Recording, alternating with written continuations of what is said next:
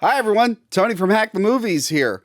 I was trying to think of more video game related movies to review on the channel. I've done some Mortal Kombat, I've done some Resident Evils, I've done a Tomb Raider, and Super Mario Brothers. And I was trying to think of more, and I know people have suggested Street Fighter the movie. Unfortunately, I think I said everything I needed to say about it on the old show I was on, Rental Reviews. However, my good friend Adam from Adam Does Movies recently did a rant on the film. So both of our audiences watch us collaborate a lot, but I'm not sure if you guys ever jump over to his channel and subscribe, and vice versa. So we decided it would be fun to upload a video of mine on his channel and his on this channel. And today's video is Adam ranting about Street Fighter, the movie, based off Street Fighter, the game. Not to be confused with Street Fighter, the game, the movie. Or the movie, the game. I forget. Anyway, here is a middle-aged man screaming about a video game movie for children. We've been eating well lately with some solid video game movies. Sonic, Mario. It's not a long list. One film that certainly won't be added to the register is Street Fighter the movie. A film so bad, not even the legendary Jean-Claude Van Damme could save this pile of crap. Sonic Boom? More like Sonic Boo. Let's roast this trash.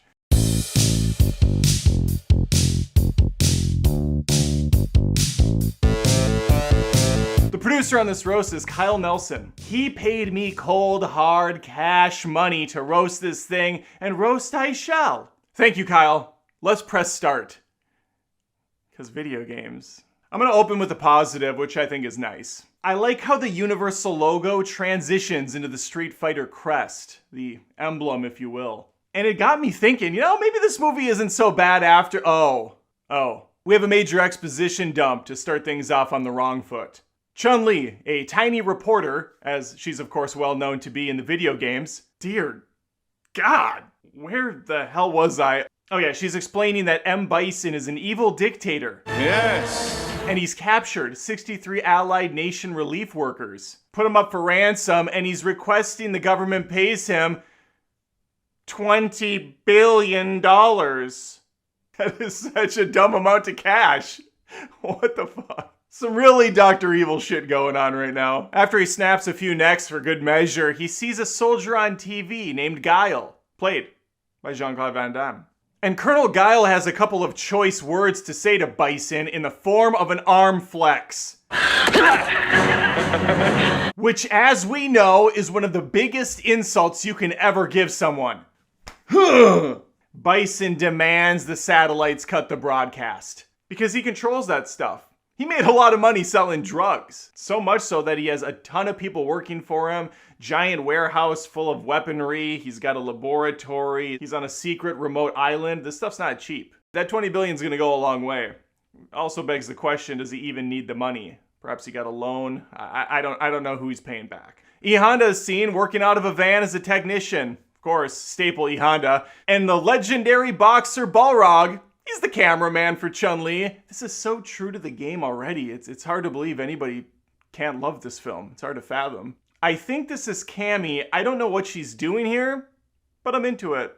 Bison has another meet and greet with Guile, gives him 3 days to turn over the 20 billion, or he's gonna turn the neck snapping up to 11. Pathetic. Keep in mind, Bison has already killed several soldiers in what appears to be the span of 10 minutes, time it would take you to finish a cup of coffee. I can't imagine these 65 soldiers are going to even last through the night at the rate he's snapping necks. Arsenio Hall leads the men in a chant for some reason, while Guile yells to his friend Charlie, "We're coming. We're coming. Charlie, we're coming. Charlie, we're gonna come so hard for you. Charlie, we're coming, Charlie." Charlie, hang on, buddy. We're coming! What? Phrasing's not great. Upon hearing Guile talk to his best friend, Bison's like, wow, this guy's a colonel? What a dipshit. You never give away your allies. Let's take this guy. Let's torture him. So they do. They take Charlie, aka Blanca. Another character from the game. Let's put up a photo. Oh, God. Oh, my God. Yikes. Anyway, it was nice of Guile to throw his friend under the bus. I'm sure this is going to work out well for all parties by the end. We transition seamlessly to an underground cage match. We get introduced to two more characters who I really hope aren't supposed to be Ken and Ryu. It's Ken and Ryu.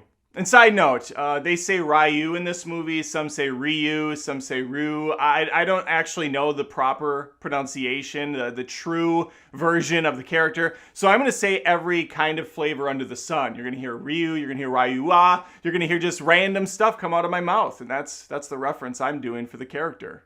Let's keep going. These two are up to no good. They're selling guns to Sagat for 100,000 cash money. Not a great plan, hiding the weapons from Sagat. His men already found him, so he doesn't owe these two dipshits anything, except for maybe some bullets to the face. Good thing Ken and Kangaroo sold them toy guns. Oh, what? How? What? There's so many logistical issues I have with this.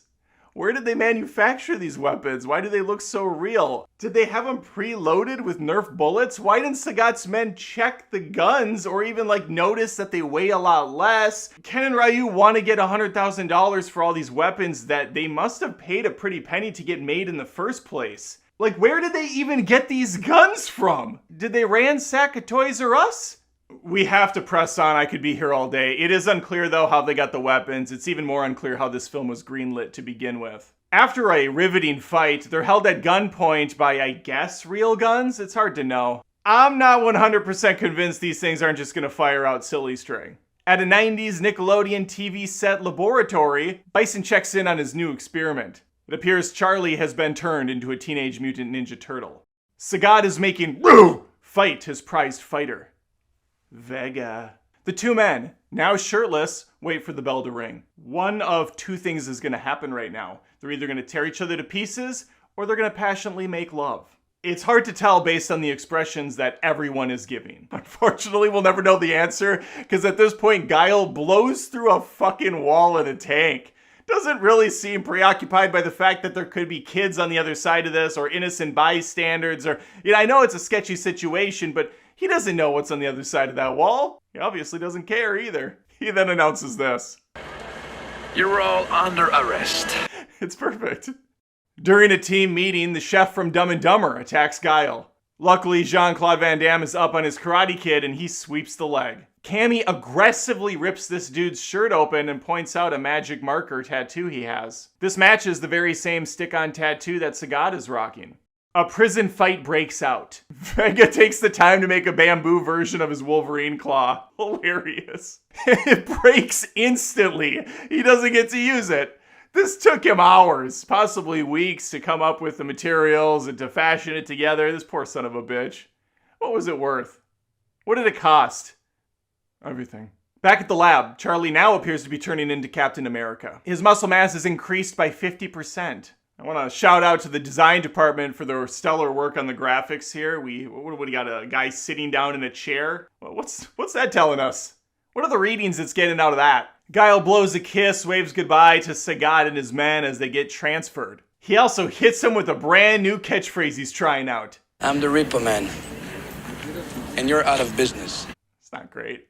We're now treated to a plot point so Looney Tunes stupid, I really don't even know how to put it into words. I'll try my best. Guile convinces Ryu and Ken to change their corrupt ways. He does this by secretly taking them out of prison and down the road to a refugee camp for the afternoon. Just a nice little afternoon adventure. Maybe while they're there, they can toss some paper towels, see how it feels. Felt good, apparently. This leads to a prison break where they injure several guards and free Sagat and his men. Ken then confiscates a prop gun from one of the soldiers, tosses him aside, and shoots Colonel Guile several times in the chest. Thinking fast, Chun-Li does the most pointless somersault I've ever seen in my life, planting a homing device on the side of the truck.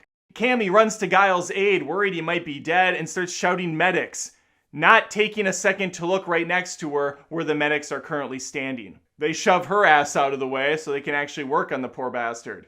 Keep in mind, we don't know at this point that Guile is faking his death, although it is very obviously the case. M. Bison monologues to DJ, Zangief, and some others about his super soldier program and his plans to reshape the world anew. A world he lovingly calls Bisonopolis. Can't make this up. This movie's a 10 out of 10 so far. Manu from Necessary Roughness gives Chun-Li his best as she slips into a ninja outfit. She pounces like a Catwoman, following the tracking device to a morgue where there's a very much still alive and not dead Guile waiting for her. What? Who up until that point was playing dead the entire time underneath the sheets. What was he doing though? Was he just laying there stiff as a board? Did he have a Game Boy in his pocket? Or is he just happy to see Chun-Li? What was the actual plan here? Did he really think Chun-Li was gonna find him and he was just waiting for his aha moment? Unfortunately, none of these questions will be answered. What's more amazing is Chun-Li isn't fazed by any of this. In fact, she thought it was pretty par for the course. Obviously that's what you did, Guile. It all lines up. You hire two strangers who you convince to become good. You have them lead a riot, beat up several troops, take a gun, pretend to shoot you with the prop, leave you for dead in the middle of the public eye, let them become moles and infiltrate Bison's group while you play dead on the ground, hoping that an EMT won't do their job and actually check your vitals. You will then go to a nearby morgue where you will patiently wait dormant for Chun-Li to show up. It was almost too easy. It's also too predictable. And Chun-Li saw it coming from a mile away. And so he has her arrested. She gets away right away. Kind of a useless scene. One of the soldiers, though, gets one of the greatest lines of the film. What a screw up. That's the best they could come up with. That's right up there with, what a doo-doo head. Or, hey, I don't like you. It's on par. In Camel Country, Bison and his crew are watching an impossible magic act where a young woman is placed inside of an orange barrel and she's just tossed around the room until this happens. Wait, there's someone in there! There's a woman in, oh my god! Wait, huh? How did she get up there? What kind of fucked up black magic is this? You wizard! You sorceress! I don't know how you could possibly do this without the trickery of editing. The only person on the history of the planet that could solve this is Chun-Li, and she's off gallivanting around town with Guile, so she can't explain it. The hot, mysterious magician makes googly eyes with Ken. He's in pursuit. It doesn't take much. The Street Fighter alpha male follows her into her private tent. Looks like Ryu wants to be a Street Fighter alpha too. Meanwhile, Sagat delivers Bison some weaponry in exchange for Bison bucks. Now, I'm unclear as to the value of these when compared to something like a Schrute buck or a Stanley nickel, but Bison assures us they're worth a pretty penny. Back in the tent, that smoking hot mystery woman is Chun-Li? What? She was the magician's assistant the whole time? This shit is bananas, Gwen Stefani. Bananas. I'm just gonna ask, why isn't she wearing the trademark blue that she always wears in the games? We had one job, movie. Chun-Li phones into the bad guy hangout, acting all boss bitch-like. She and her team managed to steal Bison's new weapons, put them inside of a truck, rig it to explode, and they broadcast that whole thing right into the hideout. The power of 90s technology is truly stunning. And that's gonna be game over, Bison, you piece of shit. Oh my god, he captured them? When? How? Chun-Li spits on Ryu. And now it's the only way I can achieve climax. Guile holds a meeting with his ragtag crew about how he's going to have one singular boat drive into this compound. It's the perfect plan. Presumably he's doing this because that's all the film has budget for, but I also think this guy's a man of many talents. I'm hoping that what he does is he drives the boat in, has it blow up, and then he's just gonna play dead on the side of the beach, hoping that Bison's team will take his body, bring him into the middle of the compound. He'll wait there for 7 days, wake up on the 8th, and then just kill everyone in the room. Zangief gets the boys some new garments so they can look more like Bison troops, and closer to their video game counterparts finally. The comparison to their video game character has now increased by 10%, which brings the grand total to 10%. Mr. Peabody wants to go ahead and pay that $20 billion ransom. Guile does not agree, and so he lays his ass out. He fires him. But then immediately gives him free rein to the microphone to rally the troops against Mr. Peabody. This dude's a fucking idiot. And now we're off to the races. Chun-Li now sporting a new outfit that Bison for some reason had in his collection. Who did he get to make this? You have a seamstress on standby just for this event? In case a small little Asian woman with a petite frame is in the neighborhood, he can have that ready for her. With a new change of heart, Raya the Last Dragon and Johnny Cage from Mortal Kombat go rescue the others. Doesn't go well. Chun-Li is again talking ad nauseum while pacing around the room like she owns the place. Finally, she lets her legs do the talking. Lady Legacy spinning bird kicks across the room, takes out Bison. It's all going according to plan until the idiot convention shows up and ruins everything. This gives Bison ample time to run into a panic room and knock on the gas. The team starts to flounder while he looks on, all giddy like a schoolboy.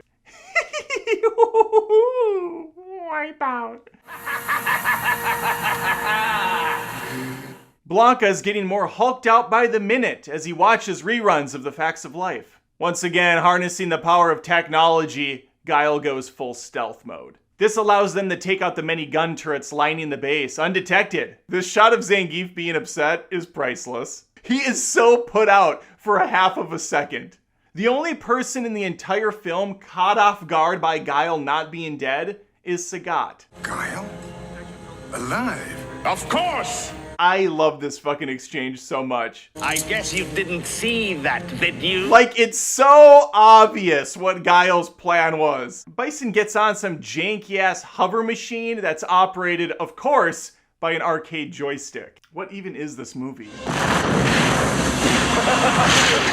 Game over. He sunk Guile's battleship. Sank? Sunk? Ryu? Ro? Back in the lab, Frankenstein's abortion has awakened. Shocking to no one, the Universal Soldier and his team survived the explosion. It's at this point I'm coming to the sad realization that Cammy's not going to pop those pants off at any time. We're not going to see her in her actual outfit from the game. I'm a simple man. I don't ask for much. JCVD makes his way into a Best Buy. Post flash mob raiding. There he reconnects with his best buddy Charlie. He's not thrilled to see him. But Guile, being the good man he is, promises to help the Mucinex monster. Bison activates a pit from Mortal Kombat, and it's a perfect time for Guile to strike. He does a completely plausible, in no way ridiculous, jump kick across the screen. It's now all-out warfare with punching, kicking, bricking, bombing, and synchronized boating. The local Florida boat parade joins the battle, with hundreds of disposable troops running on the island. And might I just add, this is on par with Steven Spielberg's masterpiece, Saving Private Ryan. That opening sequence with Tom Hanks and his men storming the beach, it's really one-to-one right here. Truly powerful stuff. Bison's men are outgunned and his days are numbered, but that's not going to stop Guile from doing a one-on-one alpha male challenge. Warmonger Tarzan swings across the room, right into our hearts. JCVD pops the top, revealing a perfectly cut, perfectly sculpted body with a nice tank. The camera frames up a beautiful muscle flex. After a primal scream, JCVD drops down to the second story, and we can continue with round 2 of the fight. Balrog might have the worst attack in the movie. This is an embarrassing wind-up punch, dude.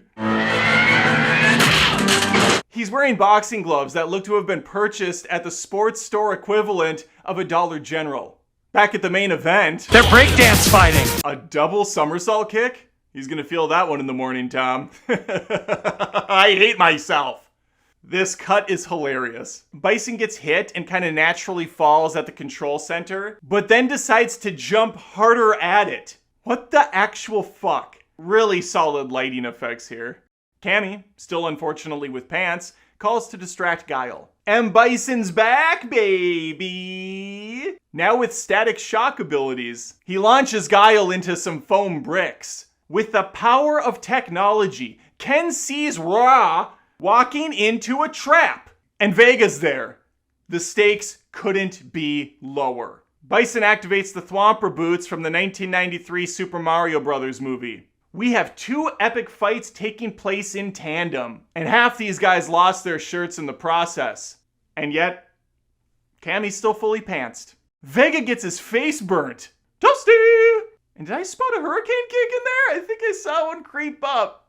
No Hadouken though. Why would we throw fireballs in this film about crazy characters that can do all sorts of supernatural things when we can just make a lame war film with people dressed like dipshits? This place is gonna blow.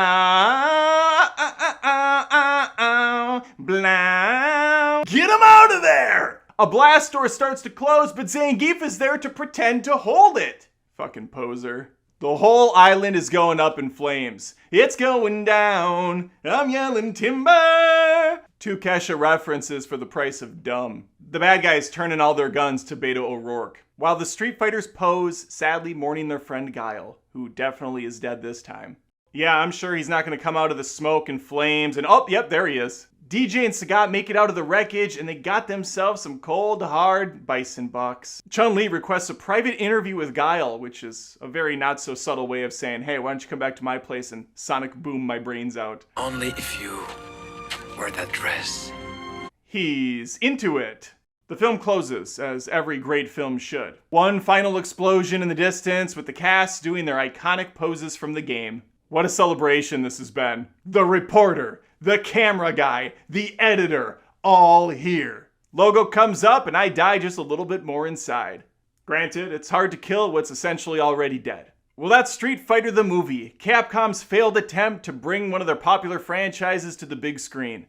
Granted, the movie did almost make $100 million off a $35 million budget, but sometimes money's not everything.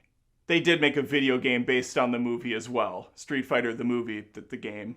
And I think it really does a good job of mirroring the film, because it's also horrible. Capcom would try their hands on the big screen years later with a Chun-Li movie. And I didn't see it. I can only imagine how terrible it is. And again, I feel like the casting's not quite one-to-one with the game. Thank you, Kyle, once again for this awesome pick and for supporting the channel. If you like the roast, go ahead and throw a Hadouken at the like button or a Houyuken smash into the subscribe button. If you Super Street Fighter 2 Turbo Edition like this, share it around so people of all walks of life can come in and join in the misery. And then you too will become a Super Street Fighter 2 Champion Edition. That was a forced joke. All right, bye. I hope you enjoyed that video. Please subscribe to Adam. He's probably one of my favorite film reviewers. Granted, all the film reviewers I watch today are my friends, so he doesn't have a lot to compete with. I don't know, Mid Salad and Joey C and Movie Dumpster. It's a small list of movie reviewers I actually watch these days. But Adam is really, really good. Go check out his channel, and I hope you enjoyed this video. Bye.